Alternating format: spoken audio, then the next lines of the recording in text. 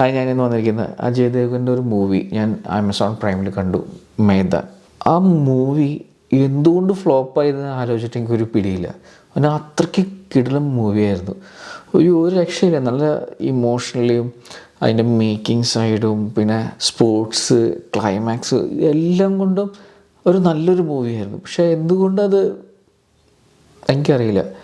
നമ്മുടെ ഓഡിയൻസിൻ്റെ ലെവൽ എന്താണെന്ന് എനിക്കറിയില്ല ശരിക്കും പറഞ്ഞു കഴിഞ്ഞാൽ. ഇത്രയ്ക്ക് നല്ലൊരു മൂവീനെ എന്തുകൊണ്ട് ഫ്ലോപ്പാക്കി കൊടുത്തു ഇന്ത്യൻ ഓഡിയൻസ് എനിക്കറിയില്ല. അത്രയ്ക്ക് നല്ല രസമായിരുന്നു ആ മൂവി ഇങ്ങനെ കണ്ടുകൊണ്ടിരിക്കാൻ. ഇതൊരു ട്രൂ സ്റ്റോറിയാണ്. ട്രൂ സ്റ്റോറിയുടെ അതിപ്രസരമാണ് ഹോളിവുഡിൽ. എന്നാലും മേക്കിംഗ് സ്റ്റൈൽ എന്ന് പറഞ്ഞാൽ 200 കോടി രൂപ ചിലവാക്കിയ പടമായിരുന്നു.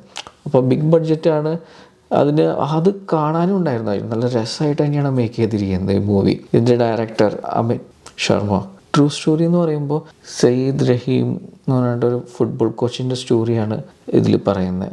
ഞാൻ കേട്ടിട്ടുണ്ട് ഫുട്ബോളിൽ നല്ലൊരു എറ ഉണ്ടായിട്ടുണ്ട്. ഒരു 50s 60s തുടക്കത്തിലൊക്കെ നല്ലൊരു എറയുണ്ട് ഇന്ത്യൻ ഫുട്ബോളിന്. ആ എറേനെ ഞാൻ ജസ്റ്റ് അത് കേട്ടിട്ടുള്ളൂ. പക്ഷേ അത് ശരിക്കും കാണിച്ചു തന്നത് ഈ മൂവിയാണ്. അതിന് പിന്നിൽ അതിൻ്റെ ബാക്ക് ബോൺ ആരാണെന്നുള്ള കാര്യവും ഇതെല്ലാം നന്നായിട്ട് ഈ മൂവിയിൽ കാണിക്കുന്നുണ്ട്. അത് ഡയറക്ടർ നന്നായിട്ട് ഇമോഷണലി കണക്ട് ചെയ്യിപ്പിക്കുന്നുണ്ട് ഈ മൂവിയിൽ.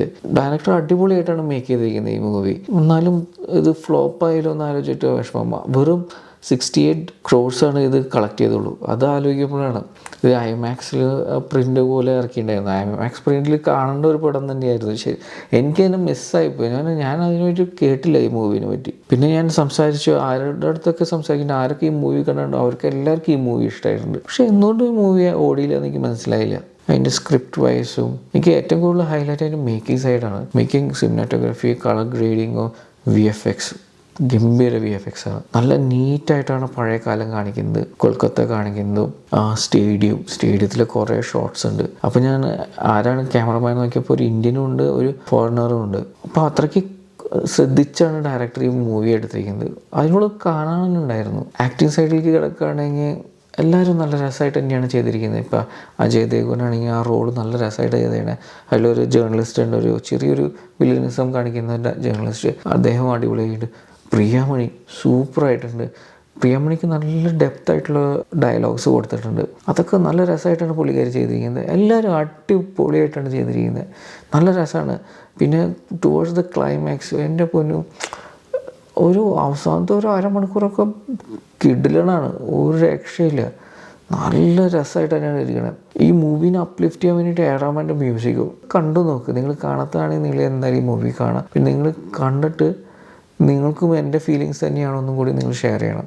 ടുവേർഡ്സ് ദി എൻഡ് നമുക്ക് ഇതിൻ്റെ പഴയ ആ ആളെയും അന്നത്തെ ഫുട്ബോൾ ടീമിലുണ്ടായിരുന്ന ആൾക്കാരെയൊക്കെ കാണിക്കുന്നുണ്ട്. അതൊക്കെ കാണുമ്പോൾ നല്ല മാച്ചിങ് ആൾക്കാരെയാണ് സെലക്ട് ചെയ്തത്. അത് കാസ്റ്റിംഗ് ഡയറക്ടറുടെ കഴിവാണ്. ആ മാച്ചിങ് അതൊക്കെ കാണുമ്പോൾ ശരിക്കും ഭയങ്കര രോമാഞ്ചം തോന്നുന്നു നമുക്ക്. അങ്ങനെ ഒരു കാലം ഉണ്ടായിരുന്നു നമുക്ക് ശരിക്കും തോന്നിപ്പിക്കുകയാണ്.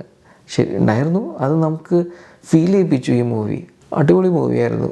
പിന്നെ ഞാൻ കുറേ നോക്കി എന്തുകൊണ്ടായിരിക്കും ഇത് ഫ്ലോപ്പായെന്ന്. മേ ബി എനിക്ക് കൂടുതൽ ഇഷ്ടമാകാൻ കാരണം അതിൽ കുറേ ഫാക്ടേഴ്സ് ആയിരിക്കാം. ഒന്ന്, മേക്കിംഗ് ഞാൻ നന്നായിട്ട് നോക്കുന്നതാണ് ഒരു മൂവിയുടെ മേക്കിംഗ് സ്റ്റൈല്. പിന്നെ ഫുട്ബോളാണ് തീം. ഫുട്ബോൾ എനിക്ക് ഇഷ്ടമാണ് കാണാൻ. പിന്നെ ഉള്ളത് എല്ലാവരുടെ ആക്ടിങ്ങും ഞാൻ ശ്രദ്ധിക്കാറുണ്ട്. പിന്നെ റഹ്മാൻ എനിക്ക് ഇഷ്ടമാണ്. റഹ്മാൻ്റെ യൂട്ടിലൈസേഷൻ അതൊക്കെ നല്ല രസമായിട്ട് തന്നെയാണ് ഈ മൂവിയിൽ. മേ ബി അതായിരിക്കും എനിക്ക് കൂടുതൽ ഇഷ്ടമാവാൻ സാധ്യത. പക്ഷേ ഇഷ്ടമാവാതിരിക്കാനുള്ള കാരണം ഞാൻ നോക്കിയിട്ടൊന്നും കിട്ടണില്ല. പിന്നെ ഞാൻ കൂടുതൽ അങ്ങോട്ട് നോക്കി എന്തുകൊണ്ടാണ് ആൾക്കാർക്ക് ഇഷ്ടമാവാത്തത്. പിന്നെ ഞാൻ നോക്കിയപ്പോൾ 3 മണിക്കൂർ മൂവി ഉണ്ട്. 3 മണിക്കൂർ മൂവി ചെറുതായിട്ട് ട്രിം ചെയ്യാം. മേ ബി അതാവാം ഒരു കാരണം ഇഷ്ടമാവാതിരിക്കാം. പിന്നെ വേറെ കാരണം എനിക്ക് കുറേ ആലോചിച്ചപ്പോൾ തോന്നിയാൽ ഇതിൽ കുറേ സീൻസൊക്കെ റിപ്പീറ്റേറ്റീവാണ്. ബാക്കി മൂവീസിലേക്കാൾ മുമ്പത്തെ സ്പോർട്സ് മൂവിയിൽ കണ്ടാകുന്ന ഫാക്ടേഴ്സൊക്കെ തന്നെയാണ് ഇതിലും റിപ്പീറ്റേറ്റീവായിട്ട് കാണിക്കുന്നത്. പക്ഷേ അത് നല്ല രസമായിട്ടാണ് എടുത്തിരിക്കുന്നത്. ആൾക്കാർക്ക് അതൊരു റിപ്പീറ്റേറ്റീവ് കാരണം ഒരു ബോർ അടിപ്പിക്കുന്നുണ്ടോ എന്ന് എനിക്കറിയില്ല. എന്തായാലും എനിക്ക് നന്നായിട്ട് കണക്റ്റായി ഈ മൂവി. എനിക്ക് ഭയങ്കരമായിട്ട് ഇഷ്ടമായ ഒരു മൂവിയാണ്. ശരിക്കും പറഞ്ഞു കഴിഞ്ഞാൽ ഇങ്ങനത്തെ മൂവീസൊക്കെ കയറ്റി വിടണം. ഇതുപോലത്തെ കുറേ റീമേക്കുകളും പിന്നെ തല്ലിപ്പൊളി മസാല പടങ്ങളൊക്കെ ചെയ്യുന്ന ബോളിവുഡിൽ ആ ഇൻഡസ്ട്രിയിൽ ഇതുപോലത്തെ ഒരു നല്ല നീറ്റ് മൂവി ഇറങ്ങിയിട്ട് അത് പ്രോത്സാഹിപ്പിക്കാതിരുന്നത് വളരെ മോശമായിപ്പോയി. ഞാൻ ഈ മൂവിക്ക് 8.5 out of 10 കൊടുക്കുകയാണ്. ഞാൻ ഗൂഗിളിലെടുക്കാൻ നോക്കി. ഗൂഗിളിലും 4.8 ഉണ്ട് 5-ൽ.